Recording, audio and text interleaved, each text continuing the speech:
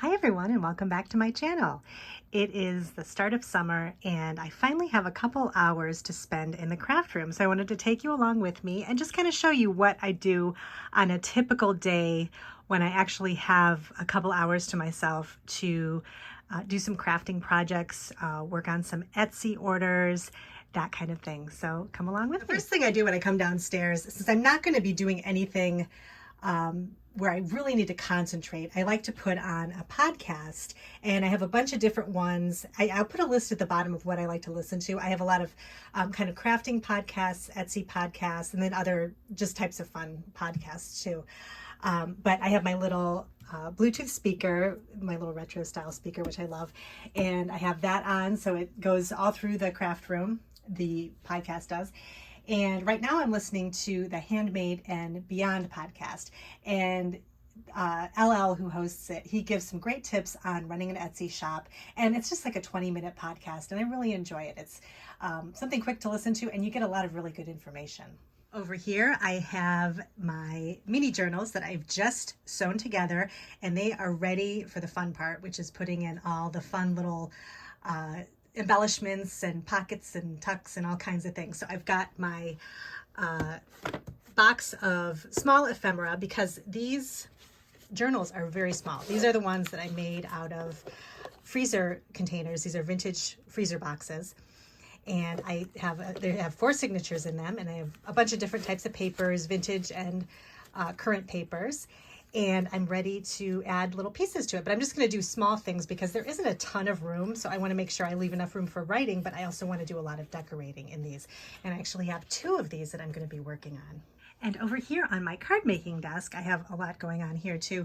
I have some a little Etsy order from the paper basket that I need to put away. I just purchased some really cute vintage stationery, and I just love this. I need any more stationery, but I couldn't resist because these were such cute envelopes and papers. And I know I can use these in my journals, and they came with a lot of different, lot of papers. And I love the cover too. It's got this kind of wood grain look with really pretty flowers on the front of it. And I like how it says Bradford's rustical look. I thought that was kind of funny.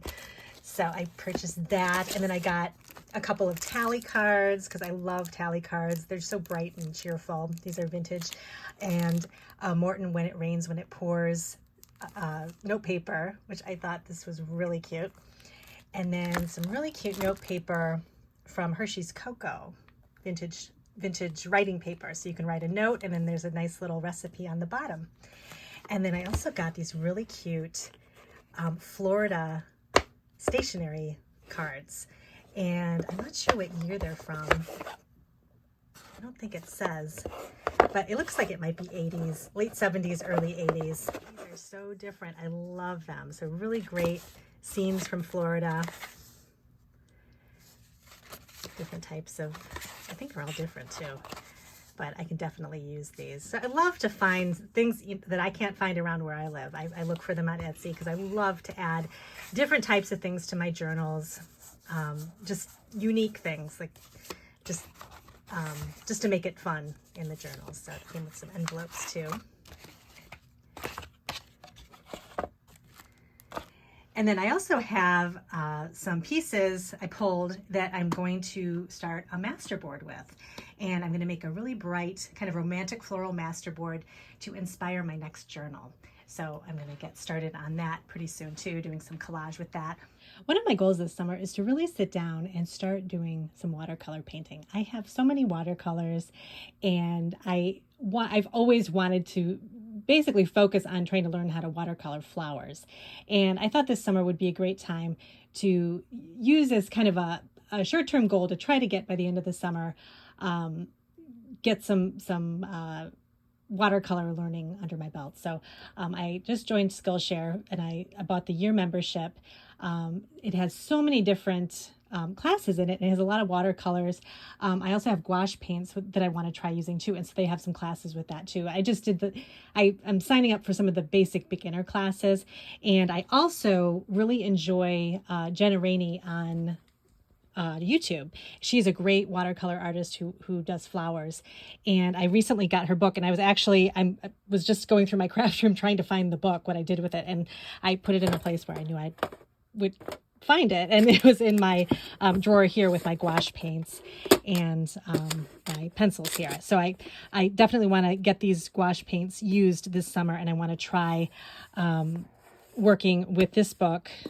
This is from Jenna Rainey, Everyday Watercolor Flowers. And it just shows you how to sketch flowers and how to do basic watercoloring of flowers. So I want to use this book along with some of the Skillshare classes, just some of the beginner classes, and just kind of get my feet wet in learning how to watercolor and use my watercolor paints. So I'll be using these gouache paints that I purchased on Amazon. I showed these in a video quite a while ago, but I hadn't had a chance to get them out and really start playing with them. So that's one of my goals, is to use that. Watercolor paint set I really like is the Kuretake Tomboy watercolors. These are very vibrant, and it's a great set, I think, will be useful in trying to learn watercolors. So I'm excited. Hopefully by the end of the summer, I'll be able to draw a daisy or a dahlia, and it'll actually look like one. So so stay tuned for that. I'll kind of show you my process with that. But I wanted to try to just do more creative things too. I've been really enjoying collage, and I just want to add watercolor to that too. And summer's a little more of a more relaxing time. So I feel like that's the time to, break out the watercolors, sit out on the porch and just kind of take some time. I want to try to take some time every day just to sit outside and do something creative. So that's one of the things I'm going to be working on. So now I'm ready to get started on working on my mini journals and just adding the little ephemera pieces and cards and things like that to it. And the first thing I wanted to do was add some journaling lines to these little cards. These are so cute. I got these from KB and Friends Etsy shop. They're printables, and they're vintage candy boxes, or vintage food boxes, because there's pie crust and different things, but there's also candy too. And what I did was I printed out one of the printables in the smaller size, and I'm going to add some journaling lines to the back. And I found this stamp. This is a real old one. So for those of you that have been scrapbooking or stamping for a really long time, I don't know if you remember when Hero Arts and Basic Gray did a collaboration, and they came out with these really cute kind of retro style stamp sets. And I have a bunch of different ones of these, but this is the Mint Julep one. And I remember I love this one so much. And I've actually never used these stamps, I don't think, but this stamp on here, this little journaling spot, fits perfectly on the back of these cards. So I thought it would be great to stamp the lines on the back here, and then just tuck the cards into, I have a little glassine bag opening, like a bag that I sewed into the journal, and I'm just going to pop it into the pockets, and I'll show you that in a second. But I have these, I'm using the Jell-O mold one with the candy, and then I have another one that is a pie crust, and then like a chicken pot pie or something like that for the other journal. So both of the journals are going to be mostly have the same stuff in the same pages, but then a little bit different because I don't always have doubles of everything. So I'm just going to go ahead and start with these. And I think I was trying to figure out the color I wanted to use for this journaling on the back. I didn't want to do black because I just thought I just wanted to kind of lighten it up a little bit. So I think I'm going to use kind of a brighter blue. I thought that would be pretty, and it kind of goes with the colors in the journal. So I think I'm going to choose this Color Theory ink. This is clear blue, and I think that'll be really pretty for the journaling spots. I definitely need my MISTI for this because it's got a lot of solid parts on this stamp, so I'm going to make sure I have everything placed correctly. So I'm going to stick this in the corner here, and then I'm going to line up the stamp right in the middle. And I only have to do this once because then I can pop all the cards in right where they belong. And then I'm just going to make sure I get this covered with ink. My little stamp smusher here. I'm going to try to do this. Okay, off camera, I took a white eraser and kind of erased the top of this to kind of give it some tooth to the stamp. And it's still, I can't get it to totally stamp on here. I'm not sure if something is warped or what's going on. But you know what? I'm going to call it a day because it's supposed to be a vintage style journal anyway. So this kind of gives a vintagey look. So I guess I don't want it to be too perfect. That's just what you kind of have to do sometimes, is just accept that everything's not going to be perfect when you make these types of journals. So I think this is fine. So I'm going to go ahead and do the rest of these and then start working on some more parts to the journal. Okay, so back at the journaling desk, I've got my journaling cards all set, and I'm going to stick these to this Jello, make sure, yeah, it's all dry. I'm going to pop these into the little glassine bag pocket I have in here. So that's the middle of the journal here. And let me show you really quick what this looks like. I'll do a final reveal when I put all the stuff in it. But this I made out of a vintage freezer carton and frozen food carton. And I'm not really sure what it had in it. I guess it was frozen strawberries maybe. But it was actually a big flat piece, and I cut around it and then turned this into a cover. And then I sewed in 4 signatures, and I just have lots of different kinds of paper in here, different sizes. But I added some cute little kind of vintage pages. It's just kind of, it doesn't really have a theme, but I just kind of put in whatever looked fun and whatever kind of matched the cover. So I've got I cut a little bit of some stamp seal and send stationery. I had this really cute carrot stationery. I cut that down, and I thought the colors went really well with this, so I added that. Some memo paper, and then just some regular blank writing paper. I thought that was cute. And just different textures and things like that in here. But I have this little glassine bag in the middle, and I thought that would be, I was trying to find a way to sew this in here, but the card was kind of big, but it actually fits really nicely in this bag, and that way somebody can, it just doesn't even stick out, so that works. I'm just going to put these 2 cards in here, and then you can pop it out and write a little journaling or something like that, and then have it tucked away, for if you want to keep it secret or just have it, just to write little memories or something like that on there. I think that'll go really well. And then this other one I added too. This is chicken pot pie and a pie crust mix. And I'm going to put that in the other journal over here. So I've been just kind of going through my little stash of smaller things. And right now I'm going to be adding some trim and some little tags and things to the main scrapbooking pages. So I have 4 signatures, and they each have scrapbook paper from October Afternoon as kind of a cover to each of the signatures.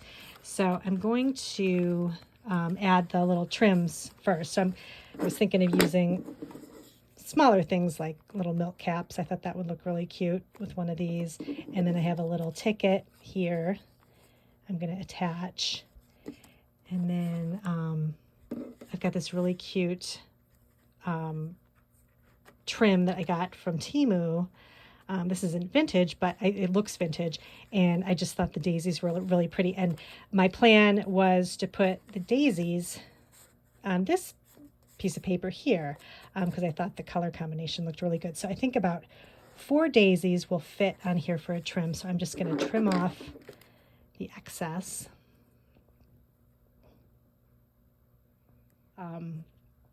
I'm going to attach this to the edge of this paper right here. And I think the best glue for this, I'm just using the pH neutral PVA glue. This works really well for fabric and trim and that kind of thing. So I'm just going to add a couple little dots of glue to the middle of the flower. So I'm just going to press down the flowers right on the edge here. And I like to have the petals of the flowers kind of sticking out a little bit, so it gives you kind of like little tabs. Make sure I've got all the other papers away from that. And then I'm just going to lightly press down the glue, and this will dry pretty quickly, but I think that looks really good. And then I'm going to find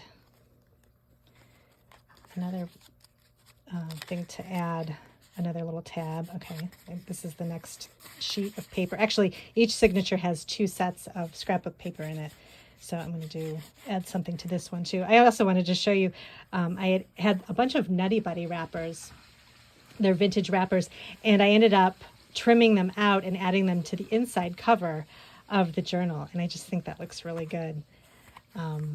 Just to have that. I mainly did it for the colors. It's not really a food-based journal, but I was just kind of going with the color scheme. And so I thought these colors looked really good. So I got these flowers here. And then I have this really cute paper. This is October Afternoon. I think Homemaker, something Homemaker. I always forget the name of it. But I don't know if I want to do a milk cap. That might be too busy with everything else. I think I'm just going to do a ticket.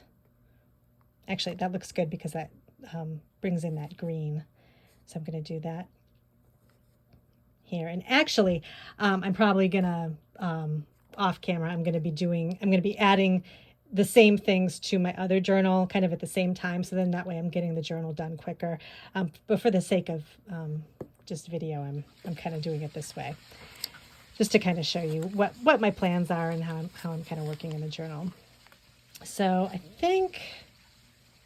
trying to think of what I want to, I don't know if you know what, I'm going to do the glue again. Cause you know what? I don't know if this is a pretty thick piece of paper. I could staple it, but you know what? Maybe I'll do the glue again. I'm just going to do a little bead of glue.